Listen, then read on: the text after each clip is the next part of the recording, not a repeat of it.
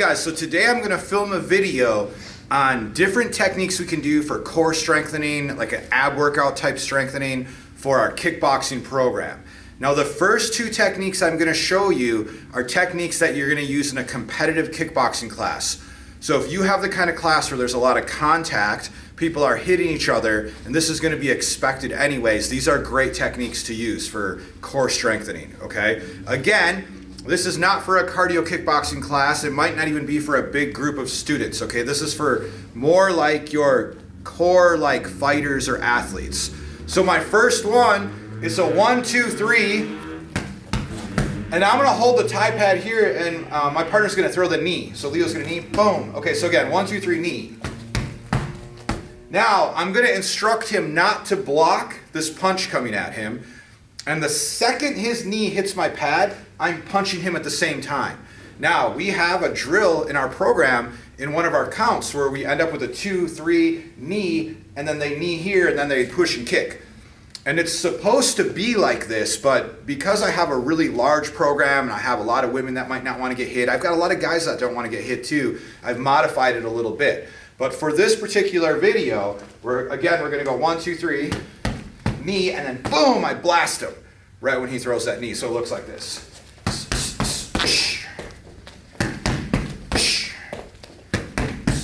We'll show it a little different angle. Again.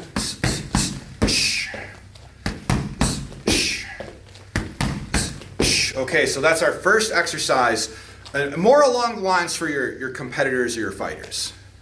All right, guys, now this next exercise that we're gonna do, I've seen exercises like this on YouTube and stuff, and I've seen a lot of people kind of making fun of people that do this, and I've seen a lot of people doing it very, very incorrectly.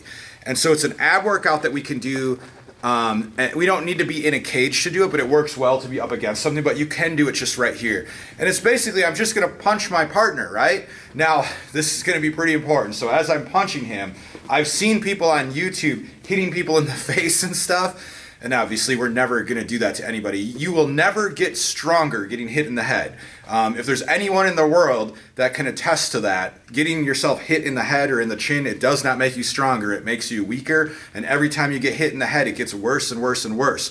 But hitting in the body, we can strengthen ourselves if we're hitting lightly, and we're not gonna do it hard, we're just hitting lightly. So he could have his arms up, and I can, from here, I can just hear him come in a little bit, and I can just hitting him light. You know, this is a light hit, it's not hard. And you can gradually increase it a little bit. If you have an area up against a cage or up against a wall, it tends to work well there. So if you go up against the cage there,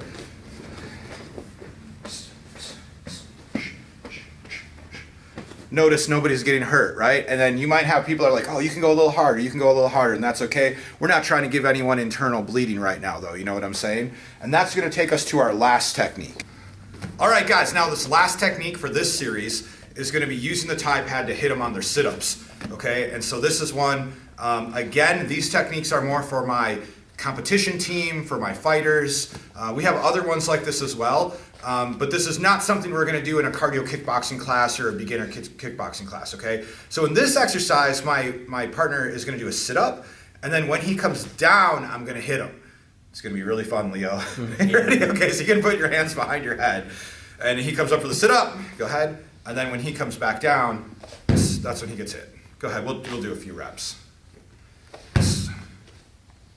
There's a lot of variations like this. The leg raises are a good one. They'll try to go ahead, put your hands at your side. And now straight legs, raise legs up and down. The leg raises are a good one. You good? Yeah. I am not trying to hit him like, and hurt him, right? I'm just trying to keep his abs tight. So we want to make sure that everyone's having fun. Even our tough fighters getting ready for like high level competition, they still got to have fun. They don't want to be injured. They don't want internal bleeding. So it's just a good ab workout, a good core workout. And now we're going to move into some things I do for all of my students that always work well, are kind of our main core exercises. Here we go. All right, so this first one that Leo's doing, I've always called crunchy toads. I'm sure you guys do these in your school. You might call them something different. But we call them crunchy toads. And so this is one of our first exercises that we do. Say we have a bunch of stations going on and people are throwing punches and kicks on Wave Masters or they're hitting pads. at the end of a class or in the middle of those stations, a core exercise like this is a good one. Okay, you can break for a second. If we want to take that up a little bit more advanced, right now his hands are on the floor and his hands are offering him some stability. And so strengthening your core is a lot about just stabilizing your muscles. So now if we take the hands off the floor and he grabs his legs, so now you're gonna do that. Yeah, now hold like right over the front of your legs. Now do the same thing and bring your hands and your legs out at the same time. Now we call this crunchy frogs. You guys might call it something different if you already do them. I'm sure you've seen this maybe in like Pilates or yoga or things like that. I think I learned this in yoga a long time ago, but now the more advanced version, because he doesn't have his hands to stabilize him, so he's really using all of his stabilizer muscles right now. Okay, good. Okay, the next technique now is we're gonna do the exact same position, but this time he's gonna put his hands up and he's gonna pedal his legs like a bicycle, okay? We've called these black belt bicycles. I do these to warm up my kids' class. We do them in a lot of our adult classes also. Again, these core exercises are very important for people because a lot of the people are coming to your martial arts program because they want to get in shape, they want to get abs, they want to strengthen their core. And so here we go with great core exercises. You can throw these in with any of your kickboxing rounds and it's going to be successful, it's going to be fun for people. Okay, you can break, buddy. One thing about these exercises, the first three that I showed, again, were for your more competition team class. But these ones are like tried and tested in martial arts where we've always had success with them. There's a lot of exercises where I've done certain things in a large group with like 50 people and they weren't always successful for people, but these have always gone well. It's important that you tell your students that they can work to their own ability, to their own level, and if they need a break, it's very easy to just put your hands on the ground, put your feet back on the ground and take a little break. Now the next one that's a little more advanced, in yoga they call it the boat pose, I believe. And this one you're gonna, and some people call it the V-sit. This one Leo's gonna put his legs out straight, he's gonna point his legs, and he's gonna keep himself up and he's gonna point his hands towards his feet. All right, now with this position, is it okay if I move you a little bit? The more you're able to sit up and sit on your hips right here and then lift your legs and point, the harder the workout's gonna be and the more you're gonna work those abs. As people are first learning it, they start to move themselves backwards a little bit to relieve some pressure. Now, guys, I'm pretty old and fat. I'm gonna try my best. We'll see who can do it better. You ready, Leo? Okay, let's see. I gotta go ahead of you.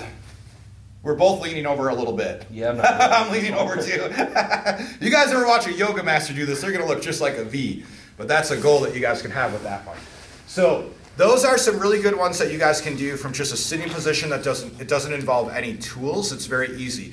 Now, if you want to add a little motion to your workout, one that I really like is one where we rock backwards, and then when we rock up, we use our stabilizer muscles to stop us. So it looks like this. I have a bit of an injury going on, but I think I can demonstrate one time, and if Leo watches, he can do the rest. I'll grab a hold of my ankles, and I rock backwards. When I come up, that coming up, what stops me from putting my feet on the ground are my stabilizer muscles. So when I stop, I hold that for 3 seconds. Some people will clap their feet. 1, 2, 3, go back, come up, stop. Clap your feet 3 times, go back. You try that, Leo, okay? So he's going down there, he comes up. There we go, good. So this is a little motion here. This is a great warm-up for kickboxing or jiu-jitsu, or could be a good cool down also. We're always using our stabilizer muscles to push, to pull, to stop really quick. And so this is a way to strengthen that. With many of these exercises, we can add some tools to kind of hide the repetition and to give our partners a better workout. So I have a medicine ball over here. You want to use these tools not to frustrate your partner, but that one we just did is a really good one where for some people it's really hard to do. For me, I'm kind of pretty out of shape right now, so it's pretty hard for me to do. A young guy like Leo might be really easy to do. So if we add a little weight, like a medicine ball, that might offer a little additional resistance. Is it a little harder? A little bit. A little bit harder. Now that's an 8-pound medicine ball. I've got some bigger medicine balls over in the corner, but let's just go with this one for now. But it's good to have a variety of those for classes.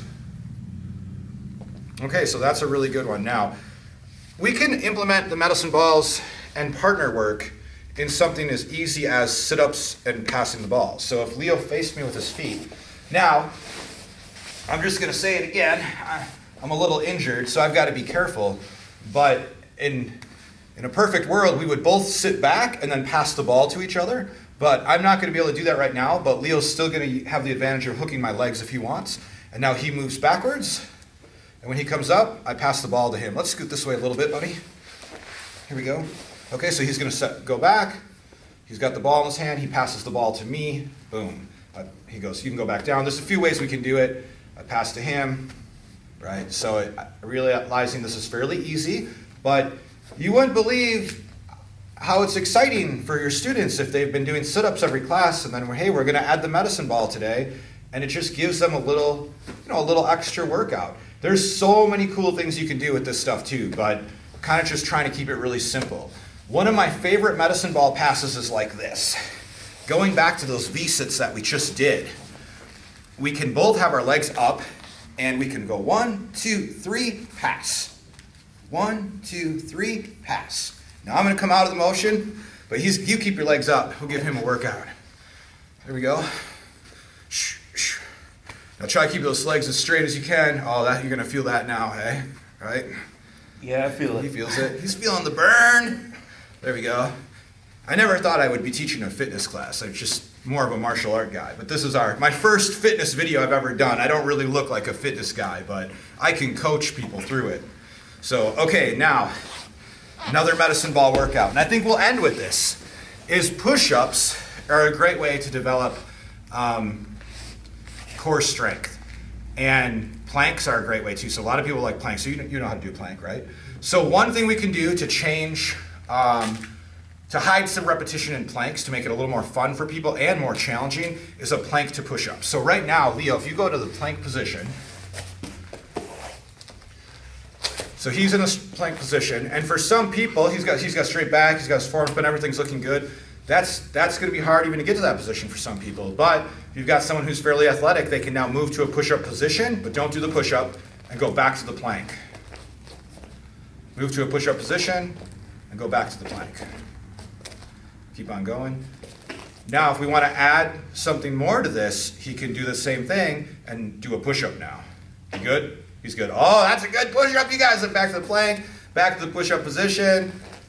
Push-up, come up, back to the plank.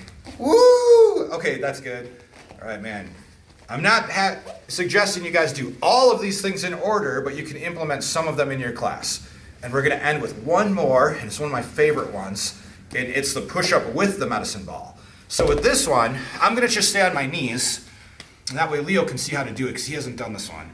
From here, I can do a push-up, or I can not even do a push-up at all. I can just have my hands here, and I can walk my hands over. I can skip the push-up, and I'm just walking. I'm in a push-up position. I'm on my knees right now, but you guys will be in the push-up position, and I'm walking my hands over. That's all I'm doing. But if I want to add the push-up, and I'm going like this. You want to try those? Yeah, I don't know if I can do push-up on this one, but I can. Oh, he thinks he can't do it. I think he can do it. I can do it. If I can do it, I know he can do it. With one hand over. Now, Do you push up with one arm? both hands, both. So you come down, and with both hands explode up and jump back to the ball. He did it. He thought he couldn't do it. Look at that. He's doing it. It looks good, too.